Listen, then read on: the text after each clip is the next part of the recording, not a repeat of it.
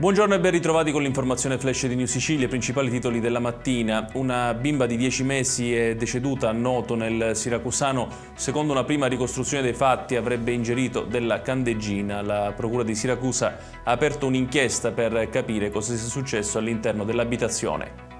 Il ponte sullo stretto di Messina non ha subito una battuta d'arresto, apriamo i cantieri entro il 2024 come previsto. Così il vice premier e ministro delle infrastrutture e dei trasporti Matteo Salvini a margine di una presentazione dei progetti infrastrutturali per il Paese.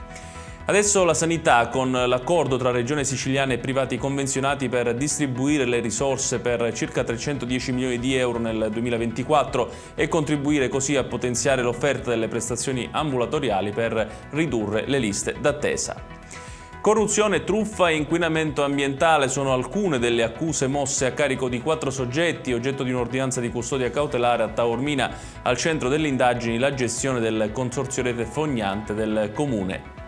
È stata ritrovata nella zona di Giarre, nel Catanese, la 17enne scomparsa da Trappitello lo scorso 2 maggio. La giovane si trovava all'interno di una casa di campagna dove avrebbe soggiornato dopo essersi allontanata volontariamente dalla sua abitazione.